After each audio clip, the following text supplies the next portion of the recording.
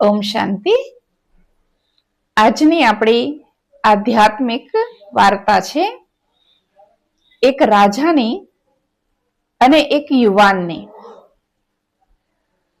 એક રાજ્યમાં એક યુવાન હતો જે ખૂબ ઈમાનદાર અને મહેનતી હતો. રાજા પણ ખૂબ સારા હતા. હવે રાજ્યમાં એક સમસ્યા છે. લોકો એક ચોરના ત્રાસથી બહુ ત્રાસી ગયા છે.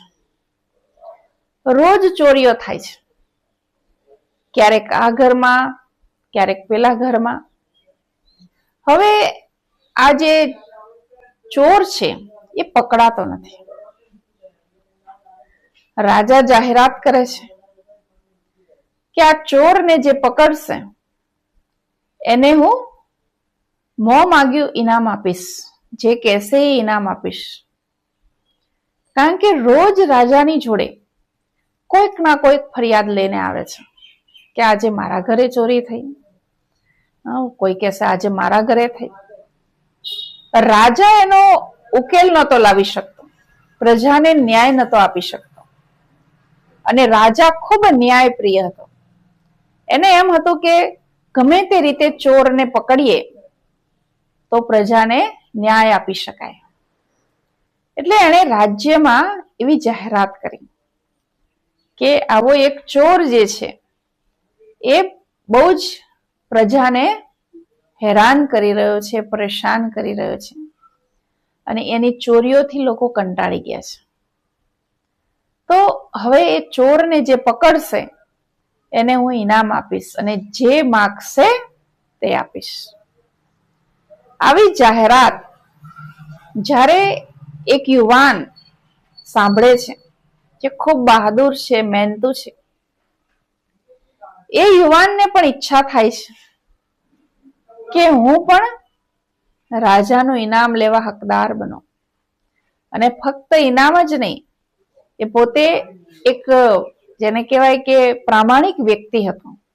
એટલે એને એમ થાય છે કે આવું સારું કાર્ય મારા હાથે થાય, એ ચોરને હું પકડું અને લોકોને એ ત્રાસમાંથી મુક્તિ અપાવું. હંમેશા જે ડર રહે છે લોકોના મનમાં કે ક્યાંક આજે મારા ઘરનો વારો તો નહીં આવે, લોકો ડર હેઠળ જીવી રહ્યા હતા. તો યુવાનને થાય છે કે આ તો એક સારું કામ છે, ઇનામ તો આપવાના જ છે રાજા, પણ સાથે સાથે સારું કામ કર્યાનો આનંદ પણ મળશે. તો આ કાર્ય હું કરું. યુવાને ખૂબ મહેનત કરી અને પોતાના મિત્રોનો પણ સાથ લીધો કે ચોર આજે ક્યાં ચોરી કરશે, શું માહિતી મેળવી અને પછી એને પકડ્યો. હવે જ્યારે ચોરને પકડવામાં આવ્યો, ચોરે પહેલા તો કબૂલ નહીં કર્યું કે આ બધી જ ચોરીઓ મેં કરી છે. પરંતુ જ્યારે રાજાની પાસે લાવવામાં આવ્યો અને થોડીક એને શક્તિથી, કડકાઈથી પૂછવામાં આવ્યું, ત્યારે એને સ્વીકાર કર્યો કે હા મહારાજ, મેં આ બધી ચોરી કરી છે. અને શું કામ ચોરી કરી છે, ક્યાં ક્યાં ચોરી કરી છે, એ બધું વિસ્તારથી આખો કેસ ચાલે છે રાજાના દરબારમાં. આ બધો કેસ પૂરો થાય છે પછી વાત આવે છે ઇનામ આપવાની. રાજાએ જાહેરાત કરી હતી કે જે વ્યક્તિ આ ચોરને પકડીને મારી પાસે લાવશે એને હું મોં માગ્યું ઇનામ આપીશ. હવે રાજાએ કહ્યું કે યુવાનને બોલાવો જેણે આ ચોરને પકડ્યો છે, અને એના માટે રાજ્યના બધા ભંડારા ખુલ્લા મૂકી દો. એ જે ભંડારા પર હાથ મૂકે એ ભંડારો એનો. એવું જ કરવામાં આવ્યું. એ યુવાનને બોલાવવામાં આવ્યો અને યુવાનની આગળ રાજ્યના ભંડારા જે હતા એ ખુલ્લા મૂકવામાં આવ્યા. યુવાને જોયું તો ક્યારે ન જોયા હોય એવા વસ્ત્રોનો ભંડાર હતો. ખૂબ રેશમના ચમકીલા વસ્ત્રો હતા. યુવાનને થયું કે આવા વસ્ત્રો તો મેં ક્યારેય પહેર્યા નથી, આ લઈ લો. પછી એનું ધ્યાન ગયું સોનાના ભંડાર તરફ. અરે વાહ, આ તો સોના અને ચાંદીનો ભંડાર છે. એક બાજુ ચાંદીનો આખો ભંડાર છે, બીજી બાજુ સોનાનો. એને થાય છે કે થોડું ચાંદી અને સોનું લઈ લઉં, પરંતુ ફરી પાછું એનું ધ્યાન જાય છે કે હીરાના ભંડાર એકદમ ચમકી રહ્યા છે. હીરા, એની ચમક દૂર સુધી જઈ રહી છે, એવા હીરા છે. એનું મન મોહી જાય છે કે હીરો જ લઈ લો. સોના ચાંદી કરતા પણ હીરા તો વધારે મૂલ્યવાન છે. હીરાના ભંડાર ઉપર હાથ મૂકો. એવું જે ભંડારો હતા રાજ્યમાં, એ બધા ભંડાર એની સામે ખુલ્લા મૂકવામાં આવ્યા. એને થતું કે આ લઉં, પેલું લઉં, પરંતુ એને બધું જ ગમતું હતું. હવે રાજાએ કહ્યું હતું કે જે ભંડાર ઉપર હાથ મૂકે એ ભંડાર તારો. સોના પર મૂકે તો સોનું, ચાંદી ઉપર મૂકે તો ચાંદી, હીરા ઉપર મૂકે તો હીરા, વસ્ત્ર હતા રેશમના, એની ઉપર મૂકે તો એ, અનાજનો ભંડાર હતો એની ઉપર મૂકે તો અનાજ. મતલબ જેની ઉપર મૂકે એ એનું થઈ જાય. યુવાન વિચારે છે કે આ હું ભંડાર લઈશ તો કેટલા દિવસ મને ચાલશે. સોનાના, હીરાના, વસ્ત્રોના, અનાજના, કોઈ પણ ભંડાર. કહેવાય છે ને કે બેઠા બેઠા તો રાજાનો ખજાનો પણ ખૂટી જાય. તો યુવાને વિચાર્યું કે આમાંથી કોઈ પણ ભંડાર લઈશ, આમાંથી કોઈ પણ આ વસ્તુ લઈશ તો મને કેટલા દિવસ ચાલશે. એટલે એવું કરું કે આ બધા જ ભંડાર જો મને મળી જાય તો કેવું સારું. કહેવાય છે ને થોડું મળતું હોય તો માણસને વધારે લેવાની લાલચ થાય. પરંતુ રાજાએ તો કહ્યું છે કે જેની ઉપર તું હાથ મૂકીશ એ જ તારું છે. હવે બધા ઉપર તો એક સાથે હાથ મૂકી ન શકાય, તો શું કરો? યુવાન બહુ બુદ્ધિશાળી હતો.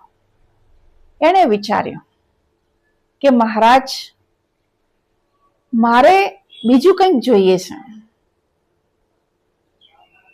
રાજા કે છે શું જોઈએ છે? આ ભંડારમાં કઈ કમી છે?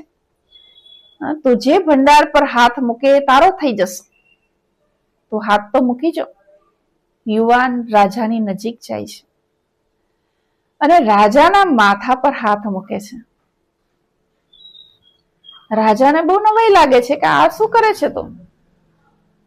યુવાન બહુ નમ્રતાથી પ્રણામ કરીને કહે છે કે મહારાજ, આ બધા જ ભંડાર તમારા છે, અને જો તમે જ મારા થઈ જાઓ તો આ બધા ભંડાર પણ મારા થઈ જાય. યુવાનની હોશિયારી પર રાજા બહુ ખુશ થાય છે કે વાત તો સાચી છે, આ જે બધા જ ભંડાર મૂક્યા છે એ તો છે તો મારા. હવે યુવાને તો મૂકી દીધો રાજાના માથે હાથ, એટલે રાજાએ બધા ભંડાર યુવાનને આપવા પડે. રાજા કે છે ખૂબ સુંદર, તો આટલો બધો બુદ્ધિશાળી પણ છે અને બહાદુર પણ છે, તો હું મારા રાજ્યમાં તને વિશેષ સ્થાન આપું છું. વિશેષ એને પદ આપે છે, નોકરી આપે છે અને એ ભંડાર પણ આપે છે. યુવાન બહુ ખુશ થઈ જાય છે કે ભંડાર તો આજે છે ને કાલે નથી, કાલે ખૂટી પણ જાય.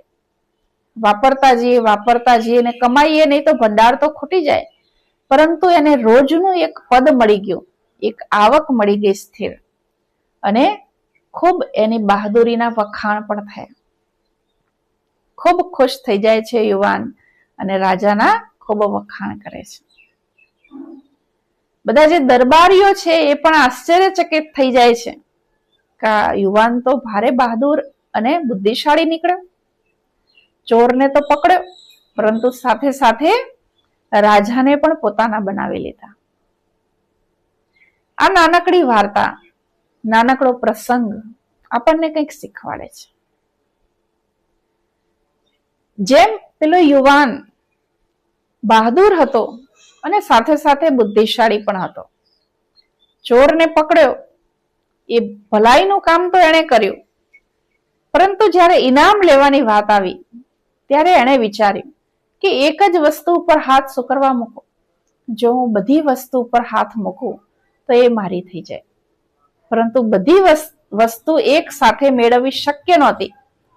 એટલે એણે શું કર્યું? રાજાના માથે હાથ મૂકી દીધો. આપણે બધા પણ આ સંસારમાં, આ દુનિયામાં ઘણી બધી વસ્તુ મેળવવા માંગીએ છીએ. ક્યારેક આ વસ્તુની પાછળ દોડીએ છીએ, ક્યારેક પેલી વસ્તુની પાછળ દોડીએ છીએ, ક્યારેક આ વ્યક્તિને મનાવીએ છીએ, ક્યારેક પેલા વ્યક્તિને મનાવીએ છીએ. કંઈક ને કંઈક મેળવવા માટે પ્રયત્નશીલ રહીએ છીએ. અને એ ખોટું નથી. મેળવવું એ કઈ ખોટી વસ્તુ નથી. પુરુષાર્થ કરીને કંઈ પણ મેળવી શકાય. સારી વસ્તુ મેળવવામાં કોઈ ખરાબ વાત નથી. પરંતુ એ મેળવવાની કોશિશમાં વ્યક્તિ ટેન્શનમાં, ડિપ્રેશનમાં આવી જાય છે. ચિંતામાં જીવન એનું વીતી જાય છે. ચિંતામાં ને ચિંતામાં સમય પૂરો થઈ જાય છે. ક્યારે સમય પૂરો થઈ જાય છે વ્યક્તિને પોતાને ખબર પણ પડતી નથી. પરંતુ જો આપણે યુવકની જેમ યુક્તિ વાપરીએ, યુવકને ખબર હતી કે આ બધા ભંડાર રાજાના છે, જો રાજા મારા બની જાય તો આ બધા જ ભંડાર મારા બની જાય. એમ આપણે બધા પણ જો એવું વિચારીએ કે આ સમસ્ત સૃષ્ટિમાં જે પણ છે, ધન, ઐશ્વર્ય કે પ્રતિષ્ઠા, પદ, એ સગળું ઉપરવાળાનું આપેલું છે. જે ઉપરવાળો જ આપણો હોય તો એના માથે હાથ મૂકી દઈએ તો, એના માથે હાથ મૂકવો એટલે એ આપણા માથે હાથ મૂકે, મતલબ એ આપણા બની જાય. જો પરમાત્મા આપણા બની જાય તો આપણે વ્યક્તિની પાસેથી અપેક્ષા ન રાખવી પડે. આજે માણસની પાસે અપેક્ષાઓ રાખે છે કે આ વ્યક્તિ મને માન આપે, આ વ્યક્તિ મને ધન આપે, આ વ્યક્તિ મારી સાથે સારો વ્યવહાર કરે, આ વ્યક્તિ મને સારી રીતે બોલાવે. પરંતુ આપણે જોઈએ છીએ કે આશા વ્યક્તિની જ્યારે પૂરી નથી થતી ત્યારે વ્યક્તિ નિરાશ થઈ જાય છે. પરંતુ માણસની આશા પૂરી કેવી રીતે કરી શકે? કારણ કે દરેક વ્યક્તિ એકબીજાની પાસે માંગી રહ્યા છે. જે પોતાની પાસે જ નથી એ વ્યક્તિ બીજાને કેવી રીતે આપી શકશે? પોતાની પાસે હોય તો એ બીજાને આપી શકે ને. તો કોની પાસે છે આ? એ સર્વશક્તિવાન પરમાત્મા પાસે. તો જો આપણે વ્યક્તિઓ પાસે આશા રાખવાના બદલે એ સર્વશક્તિવાન પરમપિતા પરમાત્મા, સર્વોચ્ચ શક્તિ, એની આરાધના કરીએ, એનામાં ધ્યાન લગાવીએ, એનામાં બુદ્ધિ લગાવીએ, એને જો આપણા બનાવી દઈએ તો બધું મેળવવું સરળ થઈ જાય છે. તો આ વાર્તા આપણને શીખવાડે છે. જેમ રાજા તો એક રાજ્યનો રાજા જ હતો, થોડાક ભંડારનો રાજા હતો, છતાં એણે ભંડાર ખુલ્લા મૂક્યા એ વ્યક્તિ માટે. તો પરમાત્મા પણ જો આપણે એમને મનગમતું કામ કરીએ, એમને ગમીએ એવા બનીએ તો આપણા માટે ભંડારો ખુલ્લા મૂકી દે છે. અને એકાદ ભંડાર લઈને ખુશ થવાના બદલે જો આપણે પરમાત્માને જ પોતાના બનાવી દઈએ તો એ સગળા ભંડારના રાજા, સર્વ ભંડાર આ દુનિયામાં જે પણ છે એના માલિક પરમપિતા પરમાત્મા આપણા બની જાય છે. તો આ વાર્તા આપણે બધાને પણ ચોક્કસ કંઈક પ્રેરણા આપતી હશે. આ વાર્તામાંથી આપને શું પ્રેરણા મળી ચોક્કસથી જણાવજો. અને આ વાર્તા આપ બધા જુઓ છો તો કેવી લાગે છે એ પણ કોમેન્ટમાં જરૂરથી જણાવજો. ઓમ શાંતિ.